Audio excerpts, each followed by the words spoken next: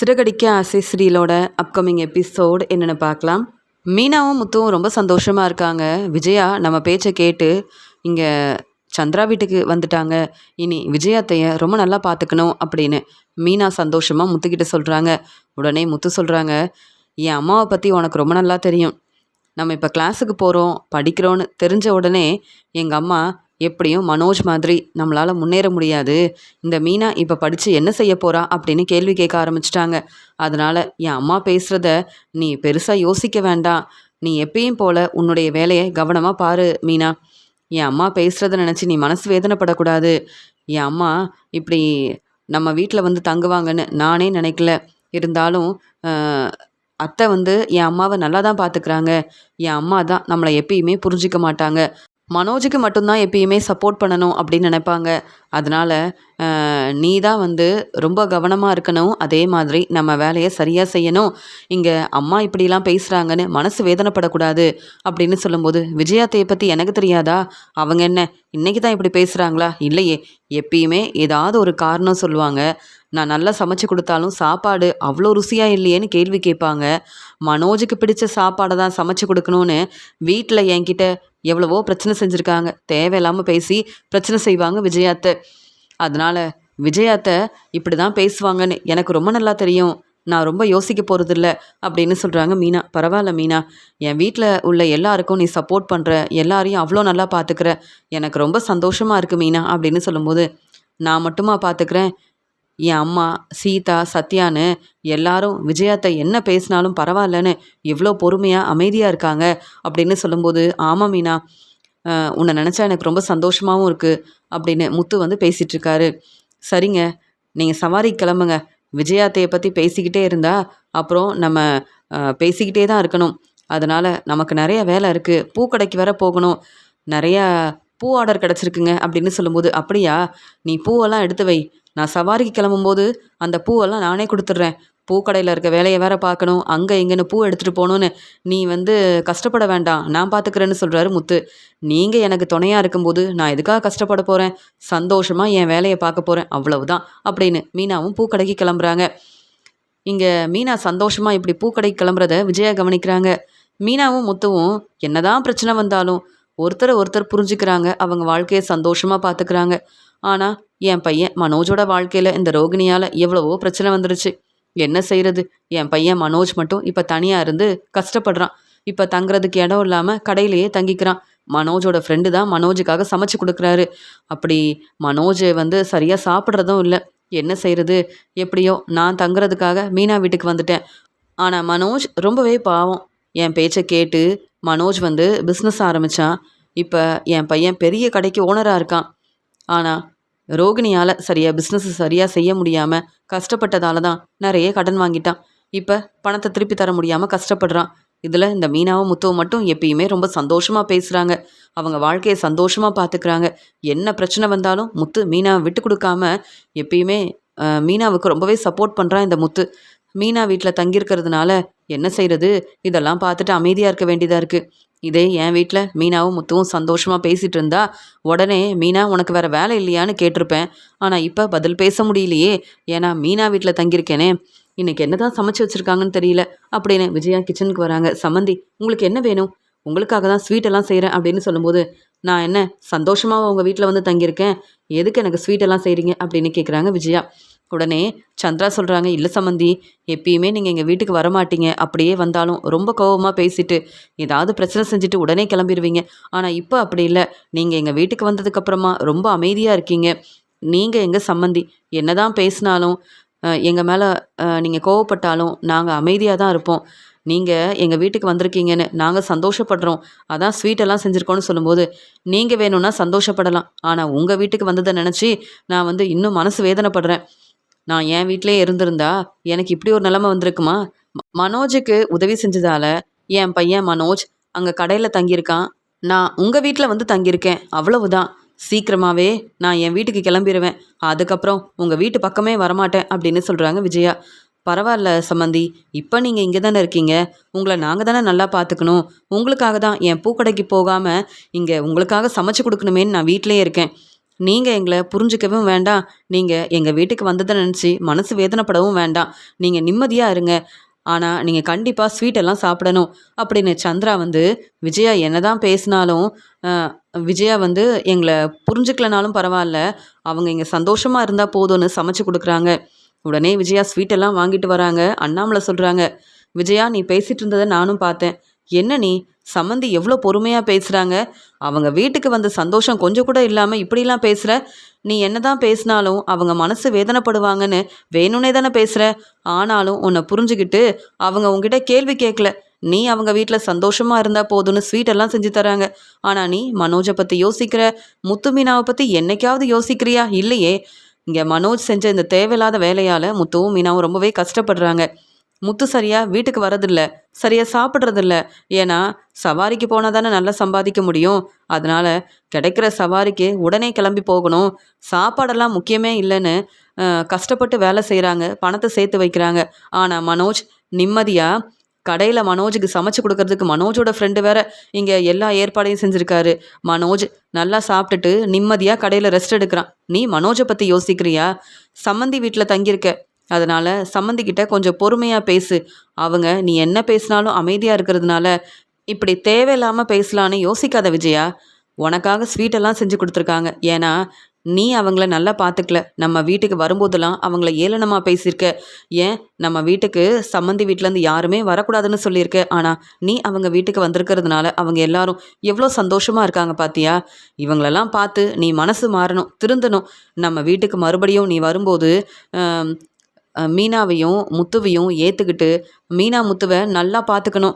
ஏன்னா மீனா முத்து செய்கிற இந்த உதவியால் தான் நம்ம வீடு மறுபடியும் நமக்கு கிடைக்க போகுது அப்படின்னு சொல்லும்போது, இப்போ என்ன பேசுகிறீங்க நீங்கள்? மீனா முத்துவை புரிஞ்சுக்கணுமா? எதுக்கு? முத்து எப்பயுமே என் பேச்சை கேட்குறதில்ல, மீனா எனக்காக சமைச்சு கொடுக்குறா, உதவி செய்கிறான்னு இவங்கள நான் புரிஞ்சுக்கணுமா? அப்போ தான் இந்த வீட்டில் என்னால் இருக்க முடியுமா அப்படின்னு கேட்கும்போது, அதான் நான் பார்த்தேன். நான் என்ன பேசினாலும் நீ இப்படி தான் எதிர்த்து பேசுவ. ஆனால் நீ பேசுகிறத நாங்கள் எல்லாரும் கேட்கணும், அப்படி தானே? போதும் விஜயா, உங்ககிட்ட பேசி எந்த பிரயோஜனமும் இல்லைன்னு தெரிஞ்சுக்கிட்டேன்னு பேசும்போது, சம்மந்தி நீங்களும் ஸ்வீட்டெல்லாம் எடுத்துக்கோங்க அப்படின்னு சொல்லும்போது, இல்லை அவர் ஸ்வீட்டெல்லாம் சாப்பிட மாட்டாருன்னு சொல்லும்போது, ஏன் விஜயா, எனக்கு என்ன வேணும், நான் என்ன சாப்பிடணும்னு நான் தானே யோசிக்கணும். எனக்காக நீ ஏன் பேசுகிற? நீங்கள் கொடுங்க சம்மந்தி, நான் ஸ்வீட்டெல்லாம் சாப்பிடுவேன் அப்படின்னு அண்ணாமலை சந்தோஷமாக ஸ்வீட்டை வாங்கிக்கிறாரு. என் பேச்சை இந்த வீட்டில் யாருமே கேட்க மாட்டேங்கிறாங்க.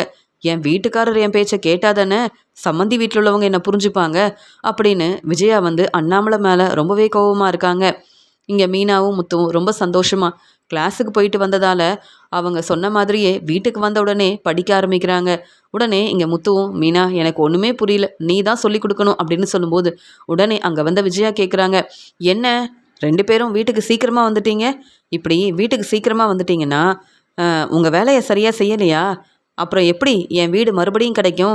கஷ்டப்பட்டு சம்பாதிச்சாதானே நீங்கள் பணத்தை சேர்த்து வைக்க முடியும். ஃபினான்ஸருக்கு தர வேண்டிய பணத்தை நீங்கள் எப்போ வந்து ஏற்பாடு பண்ணுவீங்க? அப்புறம் எப்படி வீட்டு பத்திரத்தை திருப்பி வாங்க முடியும் அப்படின்னு கேள்விக்கு மேலே கேள்வி கேட்குறாங்க விஜயா. அத்தை, எங்களுக்கு எங்கள் வேலையை எப்படி செய்யணும்னு எங்களுக்கு தெரியுமே, நீங்கள் ஏன் இவ்வளோ கோவப்படுறீங்க? நீங்கள் சாப்பிட்டீங்களா அத்தை? ஆமாம், ரெஸ்ட் எடுக்கலையா அப்படின்னு மீனா ரொம்ப அக்கறையாக கேட்குறாங்க. என்ன மீனா, எங்களை பற்றி நீங்கள் கேள்வி கேட்க வேண்டாம், உங்கள் வேலையை பாருங்கன்னு சொல்கிறியா?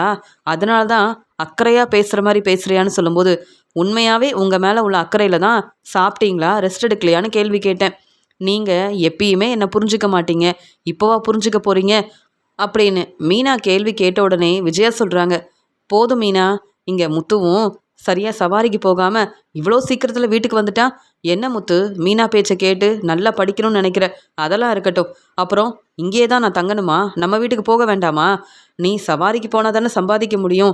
என் பேச்சை யாருமே கேட்குறதில்ல அப்படின்னு சொல்லும்போது, அம்மா எனக்கு இன்னைக்கு வேலை இல்லை, அதான் சீக்கிரமாக வந்துட்டேன். மீனா பூக்கடையில் உள்ள வேலையெல்லாம் செஞ்சுட்டு டெக்கரேஷன் ஆர்டருக்காக பேசிட்டு வேலையெல்லாம் முடிச்சுட்டு தாம்மா வந்திருக்கா. எங்களை பற்றி புரிஞ்சுக்காமல் நீங்கள் தான் பேசுகிறீங்க. இப்போ எனக்கு சவாரி வந்தாலும் உடனே கிளம்பிடுவேன். ஆனால் சவாரி வரலையேம்மா, அதான் வீட்டில் இருக்கேன். இதில் என்னம்மா தப்பு இருக்குது? அம்மா, நம்ம வீட்டுக்கு போகணும்னு எனக்கும் தான் தோணுது. சீக்கிரமாக பணத்தை ஏற்பாடு பண்ணணும்னு நாங்களும் கஷ்டப்பட்டு வேலை செய்கிறோம். அதுக்காக வீட்டுக்கு சீக்கிரமாக வரக்கூடாது அப்படின்னு நீங்கள் சொன்னால் எப்படிம்மா அப்படின்னு சொல்லும்போது, இல்லை அப்படிலாம் சொல்லலை, ஆனாலும் நீங்கள் 2 பேரும் தானே சீக்கிரமாகவே நம்ம வீட்டுக்கு நம்ம திரும்பி போயிடலாம், வீட்டு பத்திரத்தை நாங்களே திருப்பி வாங்குறோன்னு சொன்னீங்க, அதான் உங்ககிட்ட கேள்வி கேட்குறேன் அப்படின்னு சொல்லும்போது, இதே மாதிரி மனோஜ் கிட்டேயும் கேள்வி கேட்டிருந்தா பரவாயில்ல. ஏன்னா ஃபினான்சர்கிட்ட கடன் வாங்கினது மனோஜ் தானம்மா.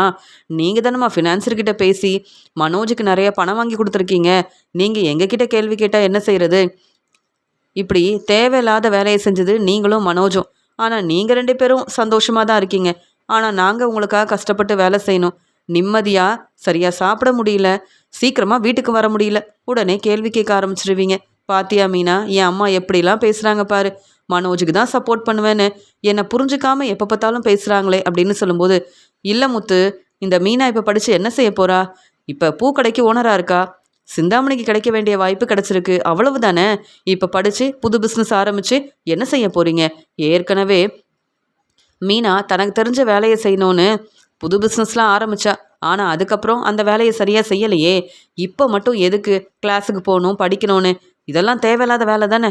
பேசாமல் இங்கே டெக்கரேஷன் ஆர்டர் நிறைய கிடச்சா மீனா டெக்கரேஷன் ஆர்டர் எடுத்து செய்யலாமே அப்படின்னு சொல்லும்போது, அத்தை, சிந்தாமணி தான் டெக்கரேஷன் ஆர்டர் எடுத்து செய்யணும்னு, எனக்கு கிடைச்ச டெக்கரேஷன் ஆர்டரை நல்லபடியாக செய்யக்கூடாதுன்னு சிந்தாமணி பேச்சை கேட்டு எனக்கு எவ்வளவோ பிரச்சனை செய்வீங்க.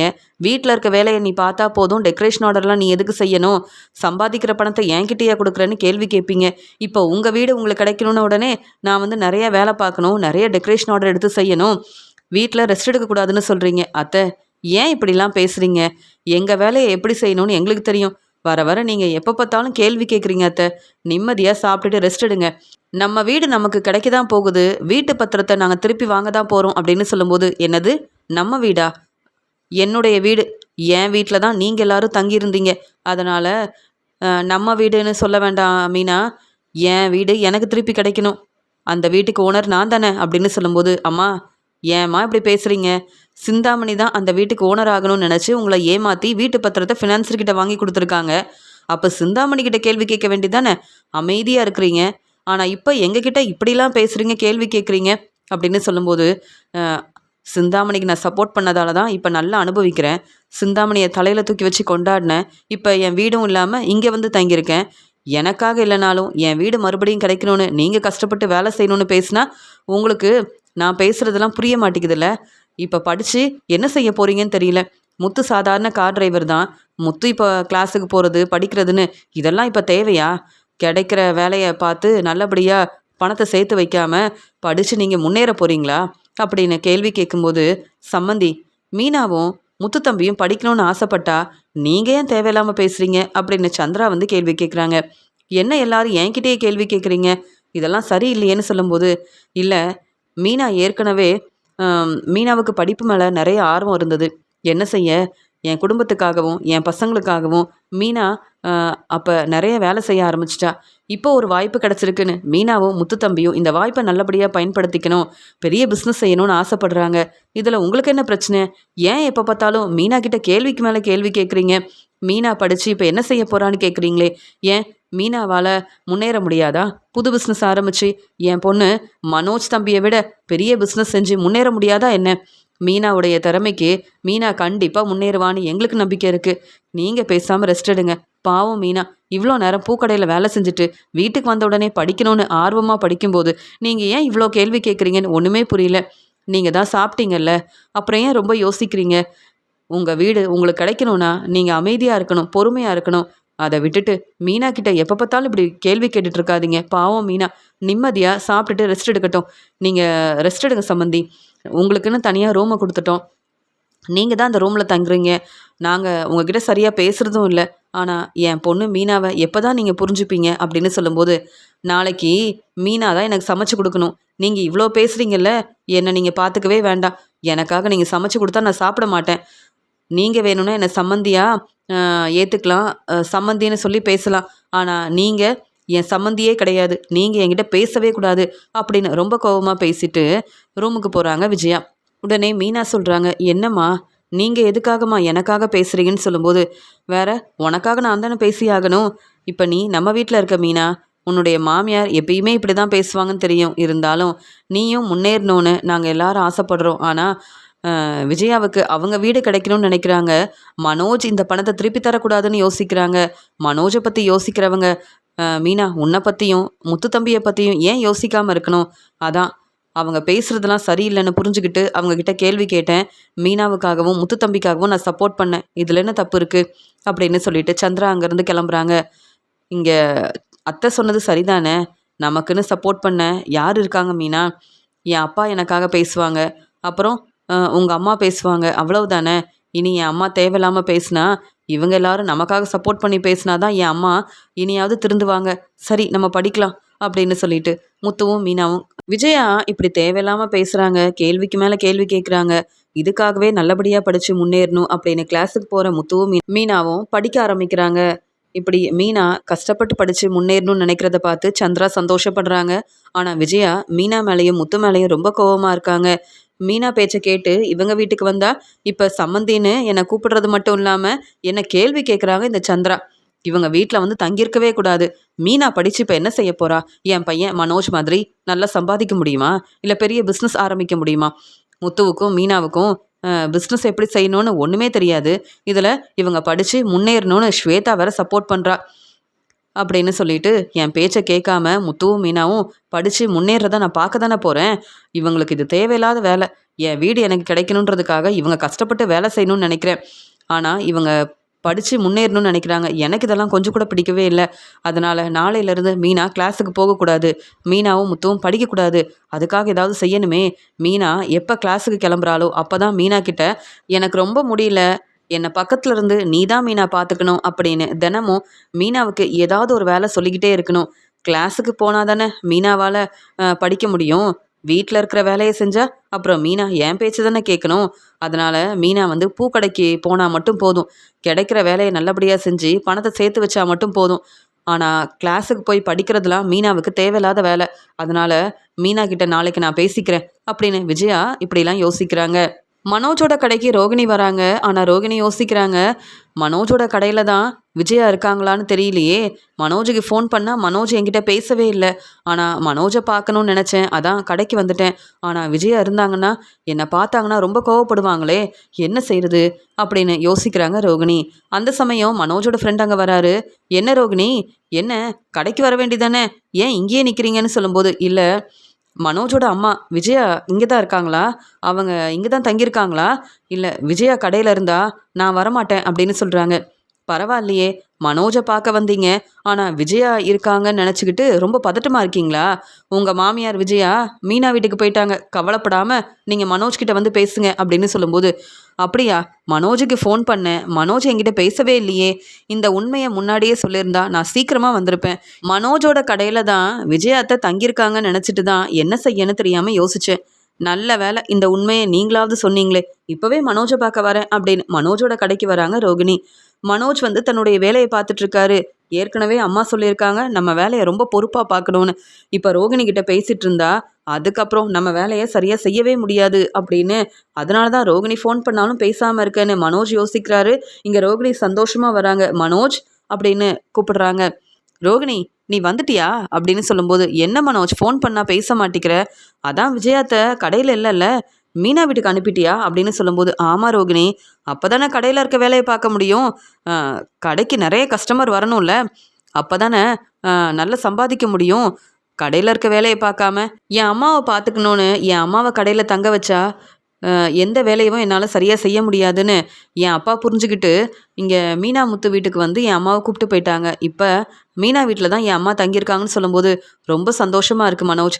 ஆனால் நீ எனக்கு ஃபோன் பண்ணியிருக்கலாமே, உடனே கிளம்பி வந்திருப்பேன்னு சொல்லும்போது, இல்லை ரோகிணி, நீ கடைக்கு வர்றது என் அம்மாவுக்கு தெரிஞ்சால் பிரச்சனை வரும், அதனால தான் உங்ககிட்ட நான் இந்த உண்மையை சொல்லலை அப்படின்னு சொல்லும்போது, மனோஜ் என்ன சொல்கிற மனோஜ், அப்போ நான் உன்னுடைய கடைக்கு வரக்கூடாதுன்னு நினச்சியா, அதான் நீ ஃபோன் பண்ணி பேசவே இல்லையான்னு சொல்லும்போது, இல்லை ரோகிணி, உனக்காகவும் தான் என் அம்மாவை மீனா வீட்டுக்கு அனுப்புனேன்.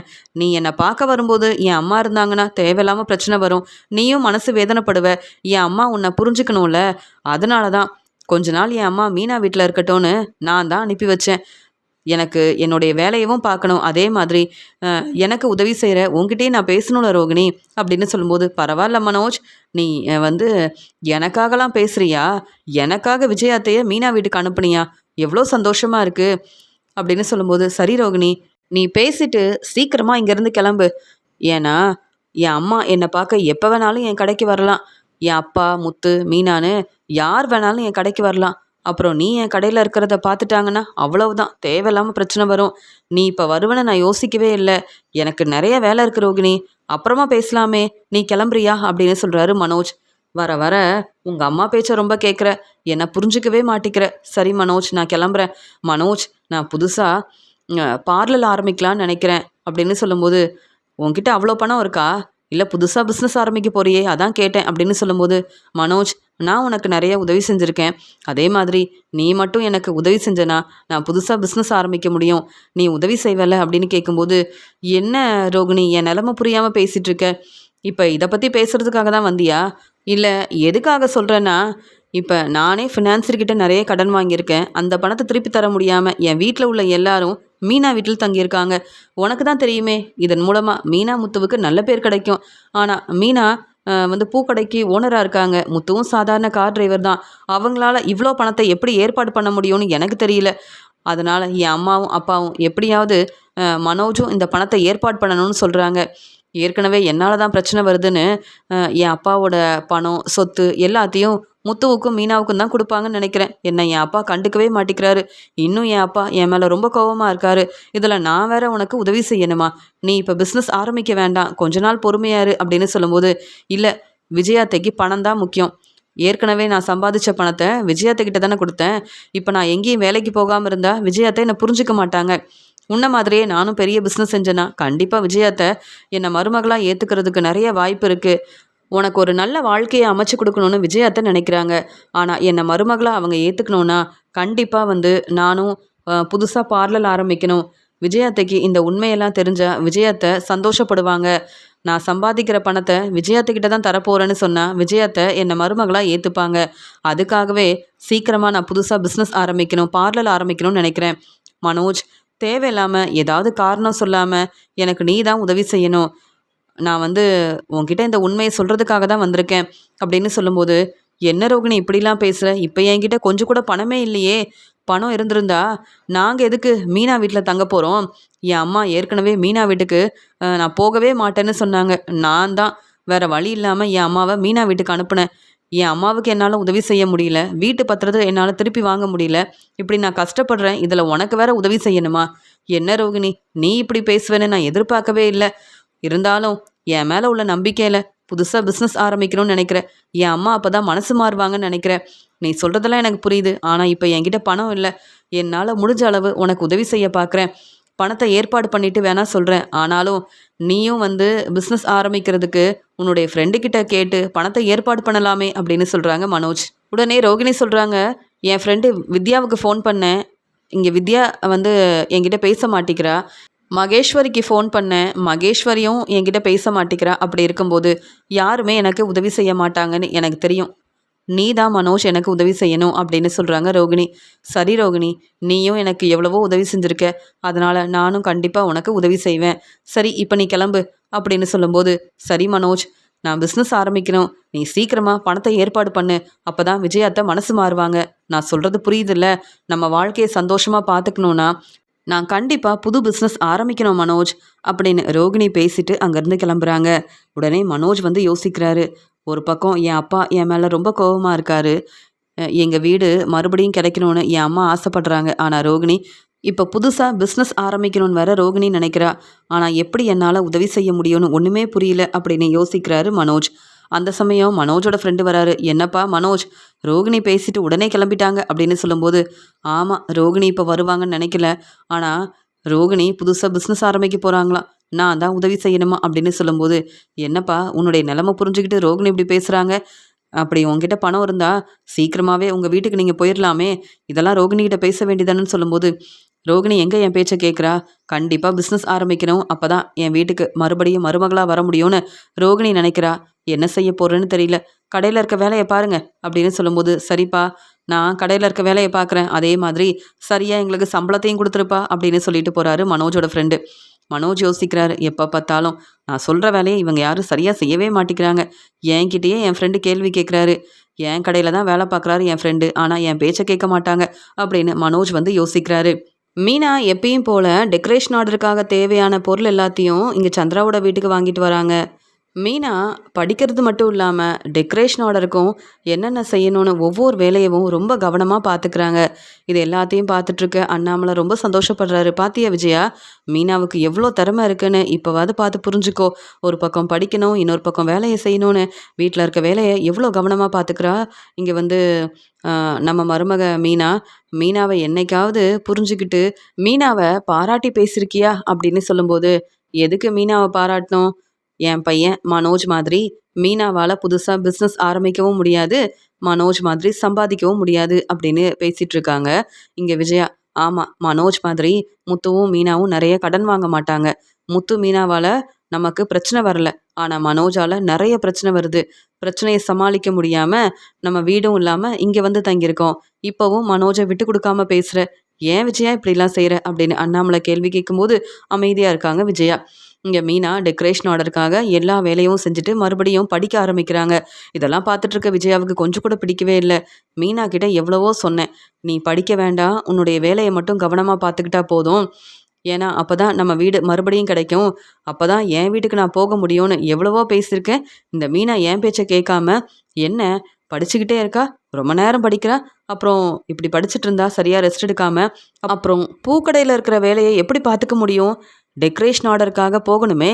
இங்கே டெக்கரேஷன் ஆர்டரை நல்லபடியாக மீனா செஞ்சால் தானே மீனாவுக்கு நிறைய பணம் கிடைக்கும், அப்போ தானே என் வீடு எனக்கு கிடைக்கும் அப்படின்னு தன்னை பற்றி யோசிக்கிற விஜயா தன்னுடைய வீடு கிடைக்கணுன்றதுக்காக மீனா படிக்கவே கூடாதுன்னு நினைக்கிறாங்க. அதனால் மீனா படிக்கும்போது சொல்கிறாங்க விஜயா, வந்து சொல்கிறாங்க, மீனா எனக்கு ரொம்ப முடியல, இப்போ வந்து எனக்கு நீ தான் உதவி செய்யணும், நான் சொல்கிற வேலையை செய்றியா, எனக்கு உடனே காஃபி வேணும், அது மட்டும் இல்லாமல் என்னன்னு தெரியல, எனக்கு காலெல்லாம் ரொம்பவே வலிக்குது அப்படின்னு சொல்கிறாங்க. அத்தை, என்னத்த இப்போ எல்லார்கிட்டையும் சந்தோஷமாக பேசிகிட்டு இருந்தீங்க, இப்போ என்னாச்சு? பரவாயில்ல அத்தை, நாங்கள் தான் இருக்கோம்ல, பார்த்துக்குறோம், காஃபி எடுத்துகிட்டு வரேன், நீங்கள் ரெஸ்ட் எடுங்க அப்படின்னு சொல்லிட்டு மீனா காஃபி எல்லாம் கொடுக்குறாங்க. இங்கே வந்து ரொம்ப முடியலன்னு சொல்லிட்டு இருக்காங்க, காலெல்லாம் வலிக்குது, என்னாச்சுன்னு ஒன்றுமே புரியலையே அப்படின்னு விஜயா சொல்லும்போது மீனா பக்கத்துலேயே இருந்து விஜயாவை நல்லபடியாக பார்த்துக்கிறாங்க. அதனால மீனா ரெஸ்ட் எடுக்கல. இதெல்லாம் பார்த்துட்டு இருக்க விஜயா யோசிக்கிறாங்க, எப்படியோ மீனா இப்போ படிக்கலல்ல, இதே மாதிரி மீனா கிளாஸுக்கு போகவும் கூடாது, மீனா எப்பயுமே வேலை செய்யணும், ஏன்னா அப்போ தான் என்னுடைய வீடு எனக்கு கிடைக்கும், மீனாவும் முத்துவும் நல்லா சம்பாதிக்கணும், என் வீட்டு பத்திரத்தை வாங்கி தரணும், அதை விட்டுட்டு இவங்க 2 பேரும் படிக்கவே கூடாது, அதனால தான் இப்படிலாம் செய்கிறேன்னு யோசிக்கிறாங்க விஜயா. இங்கே மீனா சரியாக ரெஸ்ட் எடுக்காமல் இருக்கிறத சந்திரா கவனிக்கிறாங்க. மீனா, நீ வேணும்னா ரெஸ்ட் எடு, சம்மந்தியை நான் பார்த்துக்கிறேன்னு சொல்லும்போது, அதெல்லாம் ஒன்றும் வேண்டாம், என் மருமக மீனா என்னை பார்த்துக்கிட்டோம், நீங்கள் உங்கள் வேலையை பாருங்கள் அப்படின்னு சொல்லிடுறாங்க விஜயா. உடனே இங்கே வந்து சந்திரா யோசிக்கிறாங்க, மீனா ரொம்ப பாவம், நாளைக்கு கிளாஸுக்கு போகணும், பெரிய டெக்கரேஷன் ஆர்டர் இருக்குன்னு வேற சொன்னா, ஆனால் இப்போ சம்மந்தி வந்து மீனா பக்கத்துலேயே இருந்து என்னை பார்த்துக்கிட்டோன்னு சொன்னதால் மீனா ரெஸ்ட் எடுக்காமல் இருக்கா, மீனா கொஞ்சம் கூட தூங்கவே இல்லையே, அப்புறம் எப்படி நாளைக்கு வேலையை பார்க்க முடியும் அப்படின்னு இங்கே ரொம்ப யோசிக்கிறாங்க சந்திரா.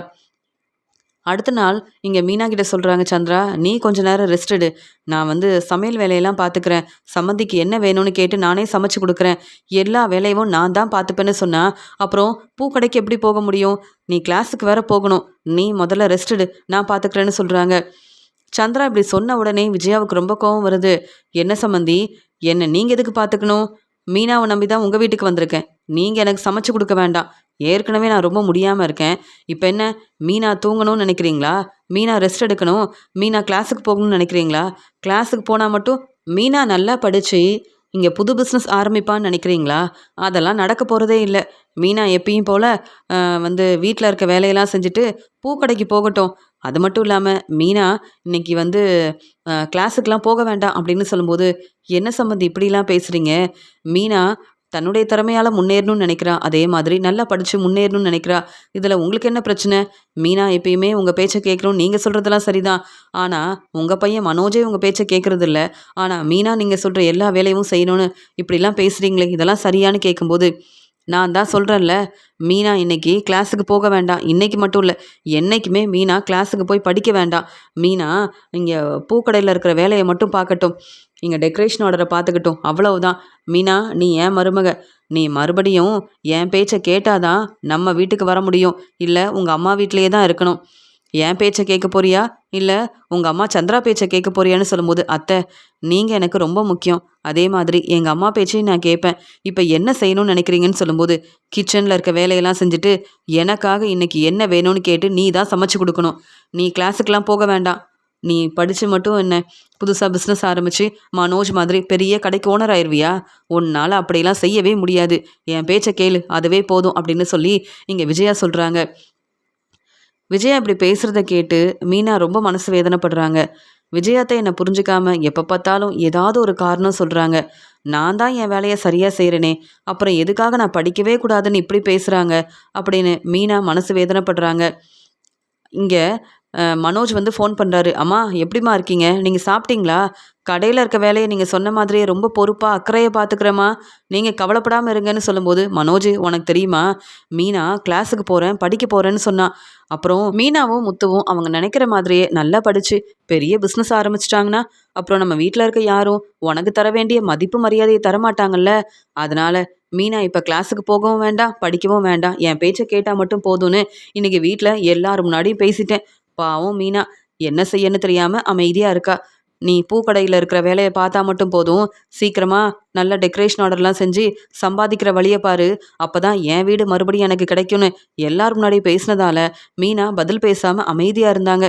இதில் இந்த சந்திரா வேற மீனாவுக்கு சப்போர்ட் பண்ணுறேன்னு, என் பொண்ணு மீனா கண்டிப்பாக படிக்கணும் கிளாஸுக்கு போகணும்னு வேற சொல்லிட்டு இருந்தாங்க. இனி நீங்கள் எனக்காக சமைச்சு கொடுக்க வேண்டாம், உங்கள் பேச்சை கேட்டு உங்கள் வீட்டுக்கு வரல, மீனா பேச்சை கேட்டு தான் இங்கே வந்திருக்கேன். நீங்கள் எனக்கு எந்த உதவியும் செய்ய வேண்டான்னு சந்திராகிட்டையும் பேசிட்டேன். இப்போ மீனா என்ன செய்யன்னு தெரியாமல் வேற வழியே இல்லாமல் என் பேச்சை கேட்டு தானே ஆகணும். அப்போ தானே மறுபடியும் மீனா நம்ம வீட்டுக்கு வர முடியும் அப்படின்னு பேசும்போது, அம்மா நீங்கள் சரியாதாம்மா பேசியிருக்கீங்க. இல்லைனா மீனா முத்துவை கையில் பிடிக்க முடியாது. இப்போ அவங்க படித்து என்னம்மா செய்ய போகிறாங்க?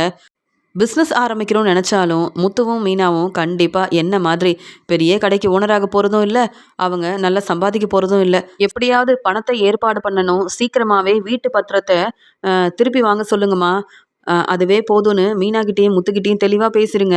மீனா நீங்கள் சொன்ன மாதிரி கிளாஸுக்கு போகவும் வேண்டாம், படித்து முன்னேறவும் வேண்டாம். மீனா சொன்ன மாதிரியே வந்து அவங்க நல்லா படித்து முன்னேறதுக்கு நிறைய வாய்ப்பு இருக்குமா. ஏன்னா மீனாவுக்கு நிறைய திறமை இருக்குது. நீங்கள் பேசுகிறது தாம்மா சரி. மீனாவும் முத்துவும் இப்போ படிக்கவே வேண்டான்னு தெளிவாக பேசிடுங்கன்னு சொல்லும்போது, மனோஜ் நான் பார்த்துக்கிறேன் கவலைப்படாம இரு.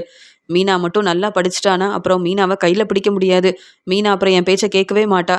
அதனால் மீனா இப்போ கிளாஸுக்கு போக வேண்டாம் படிக்க வேண்டாம்னு நான் சொன்ன மாதிரியே மீனா என் பேச்சை கேட்டாதான் என் மருமகளாக என் வீட்டுக்கு வர முடியும். இல்லைனா சந்திரா வீட்லேயே தானே இருக்கணும் அப்படின்னு பேசிட்டு ஃபோனை வைக்கும்போது, இங்கே விஜயா மனோஜ் கிட்ட பேசின உண்மையை மீனாவும் சந்திராவும் கேட்டு தெரிஞ்சுக்கிறாங்க. மீனா அழுதுகிட்டே சந்திராவை பார்க்குறாங்க. பார்த்தீங்களாம்மா, விஜயாத்தை சந்தோஷமாக இருக்கணும்னு நம்ம வீட்டுக்கு கூப்பிட்டு வந்தேன். ஆனால் விஜயாத்தை நான் படித்து முன்னேறவே கூடாதுன்றதுக்காக இங்கே வந்து ஒவ்வொரு வேலையாக சொல்லிக்கிட்டே இருக்காங்க. இவங்க சொல்கிற வேலையை நான் செய்யணுமா, ஆனால் கிளாஸுக்கு போகக்கூடாதான். விஜயாத்தை ஏன் தான் இப்படிலாம் பேசுகிறாங்கன்னு ஒன்றுமே புரியலன்னு மீனா அழ ஆரம்பிக்கிறாங்க. உடனே அங்கே வந்த சந்திரா, என்ன சம்மந்தி, மனோஜ் கிட்ட என்ன பேசிட்டு இருந்தீங்க?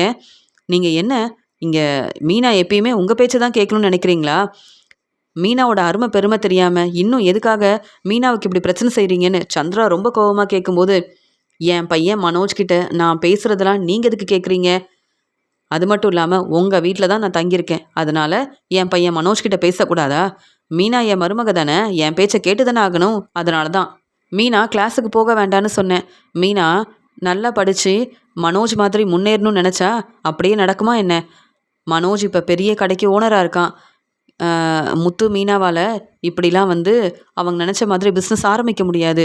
அதனால தான் தேவையில்லாமல் எதுக்கு வந்து கிளாஸுக்கு போகணும், மீனா எதுக்காக படிக்கணும்னு சொல்லிட்டு எனக்கு என்னுடைய வீடு கிடைக்கணும். அதனால் மீனா வந்து பூக்கடையில் இருக்கிற வேலையை பார்க்கட்டும்னு சொன்னேன். இதில் என்ன தப்பு இருக்குது அப்படின்னு சொல்லும்போது, நீங்கள் என்ன சம்மந்தி இங்கே தேவையில்லாமல் மீனா கிட்ட எப்படிலாம் பேசுகிறீங்க? மீனா என்னுடைய பொண்ணு. மீனா நல்லா படித்து முன்னேறணும் நான் நினைக்கிறேன். அதனால் என் பொண்ணு மீனா உங்கள் பேச்சை கேட்க போகிறதில்ல. நீங்களே எங்கள் வீட்டில் தங்கியிருக்கீங்க. உங்கள் வீடு கிடைச்சா தானே மீனா உங்கள் வீட்டுக்கு மருமகளாக வர முடியும். இப்போ உங்கள் வீடு கிடைக்கணும்னா நீங்கள் அமைதியாக இருக்கணும். இல்லை தேவையில்லாமல் பேசி பிரச்சனை செய்வேனா முதல்ல இங்கேருந்து கிளம்புங்க சம்மந்தி. நீங்கள் பேசாமல் மனோஜோட கடையிலேயே போய் தங்கிக்குங்க. உங்ககிட்ட நான் கேள்வி கேட்க போகிறதில்ல. எங்கள் வீட்லேயே தங்கிக்கிட்டு என் பொண்ணு மீனா உங்கள் பேச்சை கேட்கணும்னு எப்போ பார்த்தாலும் வேலை சொல்லிக்கிட்டே இருக்கீங்க. ஏதாவது ஒரு வேலை மீனா செய்யணும். அது மட்டும் இல்லாமல் மனோஜோட பேச்சை கேட்குற நீங்கள் முத்து மீனாவை பற்றி என்னைக்காவது யோசிக்கிறீங்களா? அவங்க படித்து முன்னேறணும்னு நினைக்கிறது உங்களுக்கு பிடிக்கல. உடனே மீனா நல்லா பிஸ்னஸ் ஆரம்பித்து முன்னேறிட்டா மீனா என் பேச்சை கேட்க மாட்டா. எப்பயுமே மீனா என் பேச்சை தான் கேட்கணும்னு என்னென்ன பேசுனீங்க. நானும் நீங்கள் பேசுகிற உண்மையை கேட்டு தெரிஞ்சுக்கிட்டேன். இப்படிலாம் நீங்கள் யோசிப்பீங்கன்னு நான் நினைக்கவே இல்லை. இனி உங்களை சம்மந்தின்னு நான் கூப்பிட போகிறதில்ல. போனா போதுன்னு நீங்கள் தங்குறதுக்காக இடம் கொடுத்துருக்கோம். ஆனால் மீனாவுக்கு கிடைக்க வேண்டிய மதிப்பு மரியாதை கிடைக்கலனா நீங்கள் எங்கள் வீட்டில் தங்க வேண்டாம், இங்கே இருக்க வேண்டாம். நீங்கள் பேசாமல் மனோஜோட கடைக்கு போயிட்டு அங்கேயே நிம்மதியாக இருங்க. எதுக்கு தேவையில்லாமல் மீனாவுக்கு நீங்கள் பிரச்சனை செய்யணும்? என் பொண்ணு மீனா நல்லபடியாக படித்து முன்னேறுவான்ற நம்பிக்கை எனக்கு இருக்குது. மீனா படிக்க வேண்டான்னு நீங்கள் சொல்லாதீங்க. நாங்கள் யோசித்து என்ன முடிவெடுக்கிறோமோ எங்களுக்கு என்ன செய்யணும்னு தெரியும். மீனாவோட வாழ்க்கைக்காக மீனா கண்டிப்பாக படித்து முன்னேறணும்னு நினைக்கிறா. இதெல்லாம் உங்களுக்கு பிடிக்கலனா நீங்கள் எங்கள் வீட்டில் இருக்கவே வேண்டாம். போதுமா சம்மந்தி? அப்படின்னு மீனாவுக்கு சப்போர்ட் பண்ணது மட்டும் இல்லாமல், மீனா இனி நான் என்ன சமைச்சு கொடுத்தாலும் சம்மந்தி சாப்பிடணும். அவங்களுக்கு வேணும்னா சாப்பிடட்டும், இல்லைனா இப்போவே மனோஜோட கடைக்கு கிளம்பட்டும். நீ முதல்ல கிளாஸுக்கு கிளம்பு. நீ நல்லா படித்து முன்னேறணும். இங்கே மீனா சம்பாதிக்கிற பணத்தை வச்சு வீடை திருப்பி வாங்கணும்னு நினைக்கிறீங்க. ஆனால் மீனா படிக்கக்கூடாதுன்னு நினச்சா என்னால் இதெல்லாம் பார்த்துட்டு பொறுமையாக இருக்கவே முடியாது சம்மந்தி அப்படின்னு ரொம்ப கோவமாக மீனாவுக்காக விஜயாவை வெளுத்து வாங்குறாங்க சந்திரா. வேற வழி இல்லாமல் என்னை மன்னிச்சிருங்க சம்மந்தி. மீனா நினச்ச மாதிரியே கிளாஸுக்கு போகட்டும், நல்லா படிக்கட்டும். ஆனால் இப்போ என் மனோஜோட கடைக்கு என்னால் போக முடியாது, அங்கே என்னால் தங்க முடியாது, என்னை மன்னிச்சிருங்க அப்படின்னு மன்னிப்பு கேட்குறாங்க விஜயா. உடனே மீனா சொல்கிறாங்க, அம்மா விஜயாத்தையே நீங்கள் பார்த்துக்கங்க, நான் சந்தோஷமாக இப்போ கிளாஸுக்கு கிளம்புறேன் அப்படின்னு. உடனே மீனா சந்தோஷமாக கிளாஸுக்கு கிளம்புறாங்க. விஜயாவுக்கு சரியான பதில் கொடுத்தாதான் விஜயா அமைதியாக இருப்பாங்க அப்படின்னு விஜயா மேலே ரொம்பவே கோபமாக இருக்காங்க சந்திரா.